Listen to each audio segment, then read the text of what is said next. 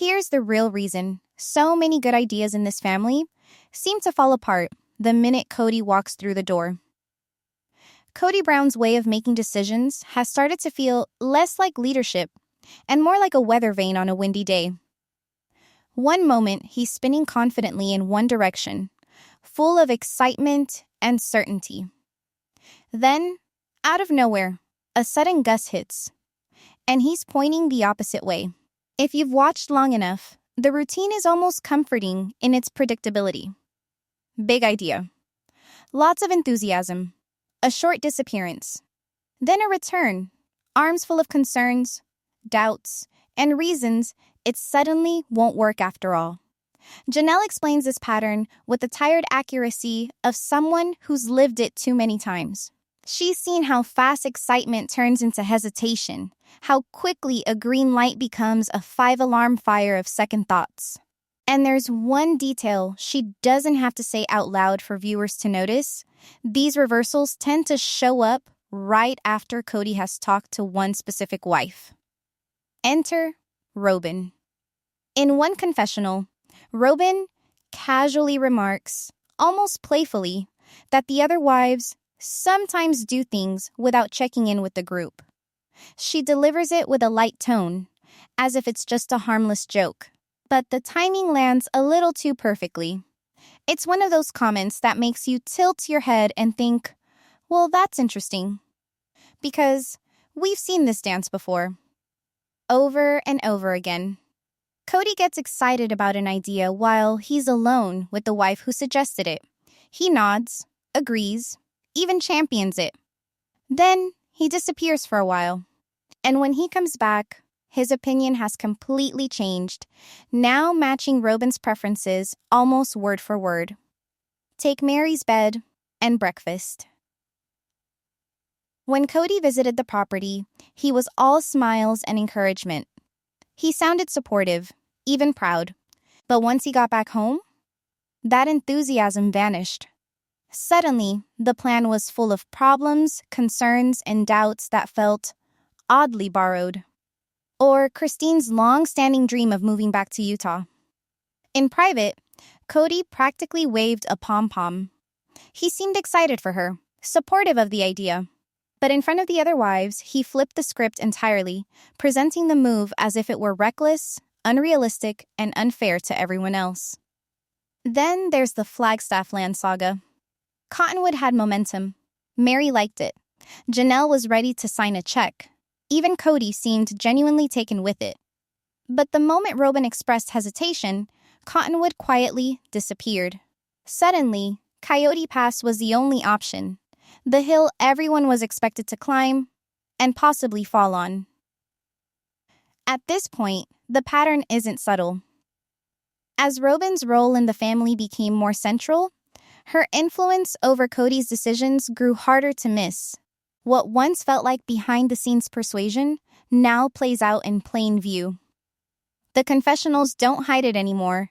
They gently point viewers toward the conclusion the show spent years tiptoeing around. This season pulls the curtain back even further. Christine and Janelle speak with a new level of honesty, and the editing finally invites the audience to connect dots that have been scattered across seasons. It's a rare moment in reality TV. One where clarity is allowed to breathe. And what we see is a family power structure that explains far more than Kody's long list of abandoned plans. Which brings us to Robyn's so-called moral awakening. That sudden concern. That brief moment where she encourages Kody to call his kids. For some viewers, it's been enough to spark the idea that she's changed. But here's the uncomfortable truth no one wants to say out loud. This isn't a transformation. It's a strategy. The sudden wave of forgetfulness among some viewers is almost impressive.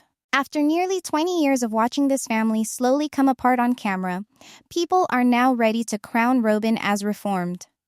Largely because she shed a few tears and spoke softly in one well-timed scene. That's a generous rewrite of history. From the very beginning, Robyn was never a passive figure who wandered into an already broken situation. She was an active participant, fully aware of what she was stepping into, and willing to shape it. Even during the courtship, before she officially joined the family, secrecy wasn't something she resisted. It was something she embraced. Almost like a private game between her and Kody. The wedding dress incident from season 1 is still one of the clearest examples. It was a situation built entirely on deception, followed by Robyn's visible frustration. Not that the secret existed, but that Kody hadn't guarded it well enough. That moment alone revealed a lot. Respect for the existing wives, the children, and long-standing family boundaries wasn't missing by accident. It simply wasn't prioritized. Robyn didn't just benefit from Kody's favoritism. She helped grow it. Yes, Kody carries the greatest share of responsibility. He's an adult man who made his own choices. But pretending Robyn played no role at all ignores how she supported, reinforced, and often benefited from his worst instincts. The argument being used now that Kody is a fully autonomous adult and therefore Robyn can't be held accountable is oddly selective. He's only treated as independent when it helps absolve her. In every other situation, he's described as easily influenced, emotionally unstable, or misled by belief systems and circumstances.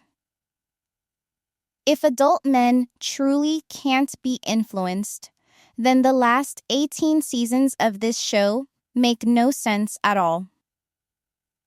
Even within the family, Robyn has long been identified as a destabilizing presence. Several of the children have openly said she played a major role in the breakdown of their relationships with their father.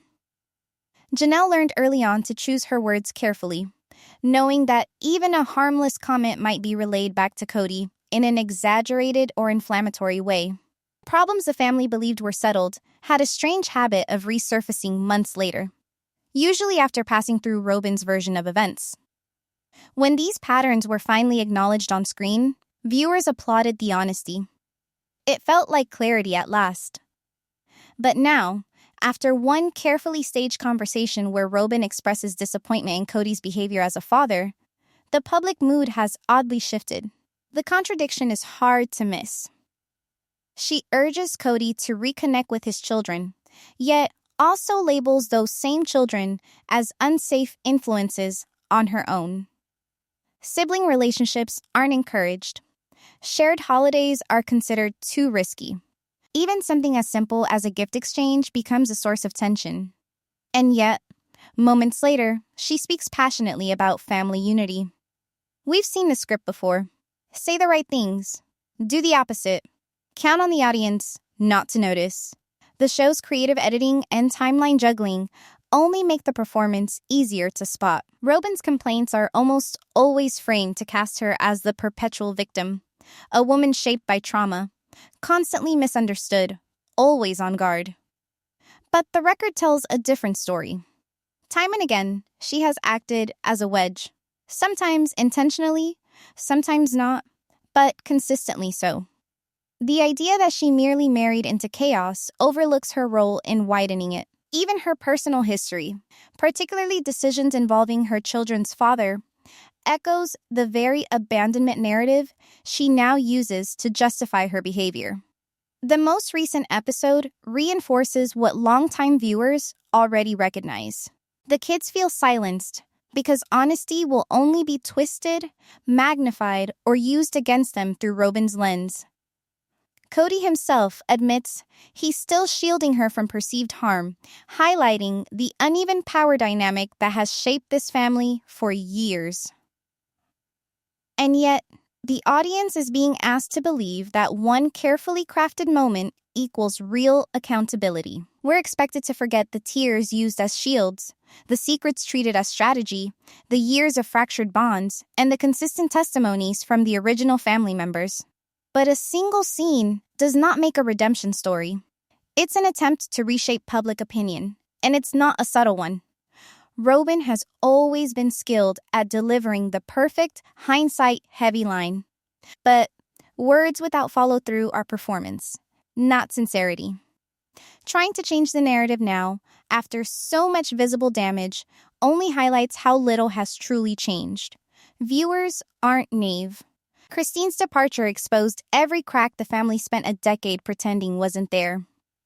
Kody Brown's exit is often talked about as if it were just the first domino to fall, an inevitable outcome of a structure already failing. What's often overlooked is what it meant to be first in this family. There was no roadmap, no precedent, no gentle landing. Leaving Kody wasn't a clean or simple decision for Christine. It meant stepping into open fire, alone, with nothing but her resolve, and that took a level of courage the others would later benefit from, but never had to summon themselves. Christine's decision was a true leap into the unknown.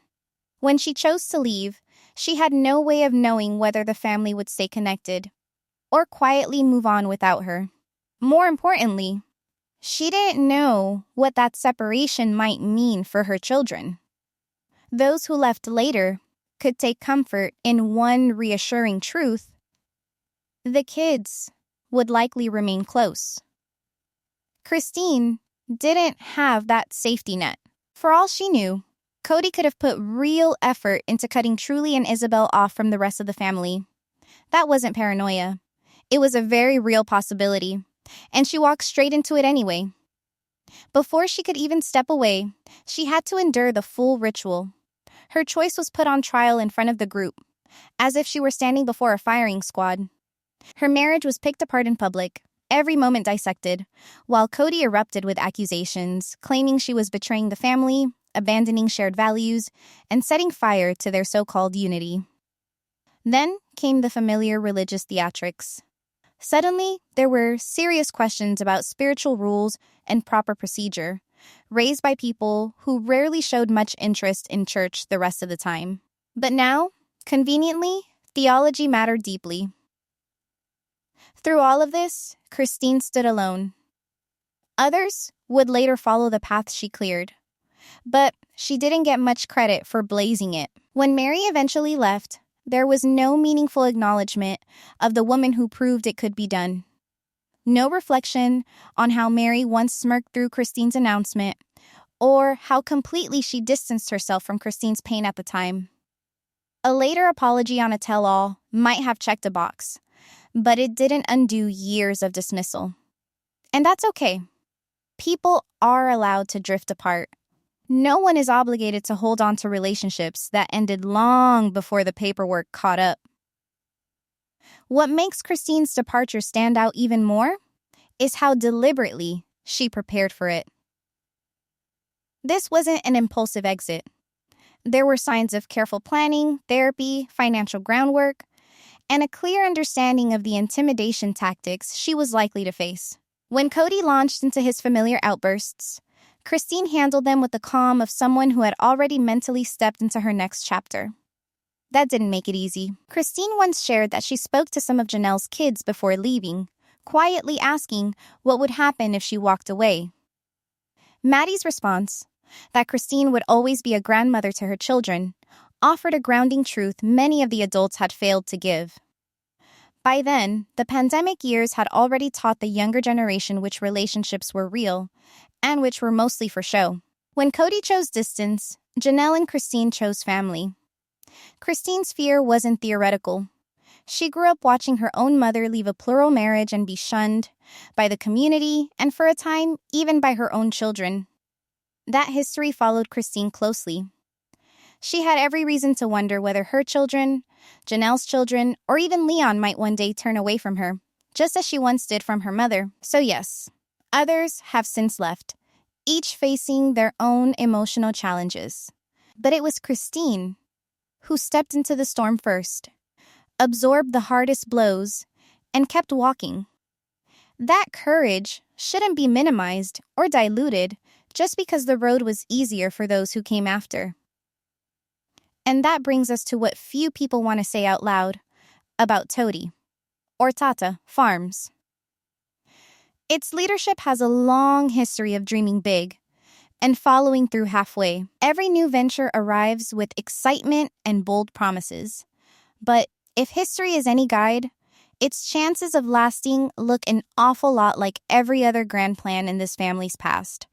full of potential, high on hype, and quietly abandoned before it ever truly takes root. On paper, the new venture is being powered by Janelle and Meri, two people who are very good at starting things, and just as good at leaving them unfinished. Janelle's history is a familiar loop: bold new beginnings, half-unpacked boxes, and plans that quietly fade away. Over the years, fresh starts have shown up in her life about as often as completed projects. The enthusiasm is real. The follow-through? Less so. Maddie's pattern isn't much different. She left college quickly to marry Caleb, setting aside any long-term career before it had the chance to take shape. Now, with a growing household and young children who understandably demand most of her time, it would be generous to say this business sits anywhere near the top of her daily priorities. And then there's the farm itself, which, at the moment, exists mostly on paper. Before anyone can dream about crops, greenhouses, or branding, the land has to be cleared.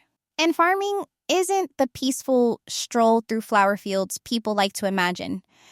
It requires real knowledge, serious physical labor, equipment, irrigation, and a reliable way to sell a product that can spoil quickly if timing goes wrong. Add in recent hurricane damage in North Carolina, and even the most optimistic timelines start to look unrealistic. Even supporters of the idea admit that a project this size usually requires far more manpower than two beginners armed with good intentions. The hopeful version of the story is that Janelle's new independence might finally change the outcome. Big personal upheavals can sharpen focus, and being free from Kody's constant chaos could allow her to pursue goals without distraction. There's also a long-held belief, perhaps a polite one, that many of Janelle's questionable decisions were made while trying to be the responsible adult in a family that treated money like a vague suggestion. Without that pressure, maybe better choices will follow. Of course, there's another possibility. This could become just one more entry in the museum of half-finished Brown family business ideas, sitting neatly next to My Sister Wife's Closet, a well-meaning project fueled by enthusiasm rather than planning. Still, attempting something outside the world of multi-level marketing is progress in itself. Whether Tata Farms turns into a thriving business or ends up as an expensive hobby, at least the direction is healthier. If Janelle wants a greenhouse empire, a flower business, or simply a fresh chapter, that's fair. Just let it be built on real strategy instead of hope alone. And if history teaches us anything, hiring professionals early might be the smartest move this operation ever makes. Now, here's what the show never really wanted viewers to grasp. The biggest lies weren't told to the audience. They were told to each other. At its core, this family's long television journey boils down to one simple truth: everyone was lying. And they did it with impressive dedication. The image of a unified, harmonious, plural family was presented as fact, even though the only consistently honest voices were the children. And when those kids tried to speak openly, they were often met with heavy resistance, gag order energy, and reportedly even talk of non-disclosure agreements. Nothing says authentic family storytelling quite like trying to legally silence your own children. Every adult in this group has contradicted themselves at some point. These weren't small inconsistencies. They were bold rewrites of history that suggest the cast wasn't just performing for viewers, but for themselves as well. Christine has even admitted that the tightly controlled version of herself seen in earlier seasons wasn't an act. It was a byproduct of living inside a closed system where honesty felt dangerous. Stepping outside that bubble changed almost everyone for the better. Almost everyone, anyway. The exception, predictably, is the couple still clinging to the old mythology. And not all of the deception was malicious. Much of it seems rooted in self-deception, a sincere belief that the polished version of their lives wasn't just aspirational, but real. When cameras are rolling and contracts are on the line, people often present life as they wish it were, not as it actually is. The distance between what they felt, what they hoped for, and what they were willing to admit created a carefully staged performance, one that eventually collapsed under its own weight. That glossy version of family life wasn't just personal wishful thinking. It was the show's central promise. Viewers tuned in expecting a sincere look at an unconventional lifestyle, and many stayed to watch what inevitably followed: the slow unraveling. Over time, wives and children began pulling away from a system that was cracking, led by a patriarch whose leadership aged about as gracefully as milk left out on a hot counter. Separating truth from fiction became part of the viewing experience. Ironically, the harder the family worked to maintain the illusion, the more obvious the reality became. So yes, they lied. They lied to viewers. They lied to each other. And perhaps most often, they lied to themselves. While the full, unfiltered truth will never arrive neatly packaged in a single episode, the effort to uncover it has become the show's most consistent storyline. Now, let's talk about that spiritual release and why it rattled Kody so deeply. The truth is, it terrified him. Not because it surprised him, but because it made his abandonment official. Season 19 finds Kody reaching new levels of theatrical confusion, questioning a breakup he spent years actively engineering. After repeatedly saying, on camera, that he regretted marrying Meri, he now acts baffled by how quickly she sought a spiritual release. Watching it unfold feels like seeing someone build a coffin, hammer in the nails, write the label, and then demand an explanation when the person inside climbs out. This reaction fits Kody's long-standing pattern. Punishment has always been one of his preferred tools. Anyone he believes has wronged him is subjected to cycles of coldness, blame, and the familiar refrain that he never should have married them in the first place. But punishment only works if there's an audience. Meri's growing indifference robs him of the reaction he wants. And few things frustrate Kody more than losing the ability to hurt someone on cue. Even his irritation with the church leaders follows the same logic. Granting Meri a spiritual release based on abandonment threatens the image he's carefully curated, the benevolent, misunderstood patriarch. Being officially labeled an abandoner doesn't fit that narrative. And if that label sticks, even Robyn may find it hard to keep selling the heroic version of the story. TLC's continued focus on Kody only magnifies the absurdity. If the network insists on centering the franchise around his self-created chaos, a far more compelling move would be letting Meri, Janelle, and Christine tell their stories elsewhere.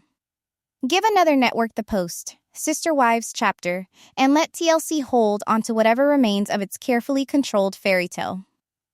What's increasingly clear is that Kody isn't searching for closure. He's looking for conflict.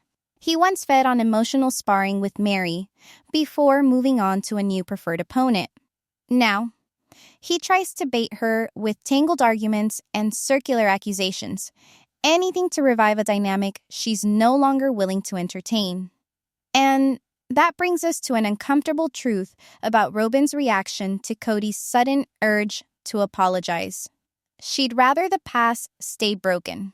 Robyn responded to the idea of an apology tour with the enthusiasm of someone asked to host a fundraiser for their ex's new partner. Her tone, half caution, half disclaimer, made it clear she doesn't expect Kody to follow through. And she doesn't particularly want him to. In her world, apologies seem to be optional, best left to other people. This is the same person who recently claimed deep affection for the broader family, expressed with selective sorrow. Kody's urge to make amends appears driven less by moral clarity and more by practical needs, repairing his image with the children of Meri, Janelle, and Christine, and producing footage that serves a purpose. Yet even this modest attempt at damage control earns no encouragement from Robyn, who has shown little interest in sharing Kody with the very people he claims he wants to reconnect with. The cameras, of course, are rolling, and that's what makes the whole scene so revealing. This wasn't a spontaneous moment. It was filmed, rehearsed, and almost certainly signed off on. And yet, even with all that preparation, Robyn couldn't fully hide her contempt. Her facial expressions tell a completely different story than her words ever could. You don't need subtitles for that kind of commentary. At the same time, Kody seems genuinely unaware that what he's calling an apology functions more like cosmetic maintenance for his ego than a sincere attempt to repair real harm. It's less about accountability and more about polishing his self-image. Watching him sell it as something noble would be almost funny if the consequences hadn't been so damaging. Together, they make a strangely perfect pair, not because they balance each other out, but because they magnify each other's worst traits. Where one falters, the other doubles down. It's a dynamic that feeds on itself. Robyn's underlying fear is hard to miss. There's a sense that if Kody spends too much time around the women who left, women who reclaimed peace and independence, he might start to notice just how bleak and confining life at home has become. Her constant frown, which feels less like a reaction and more like her default setting, reinforces that tension. It hangs in the air, heavy and unmistakable.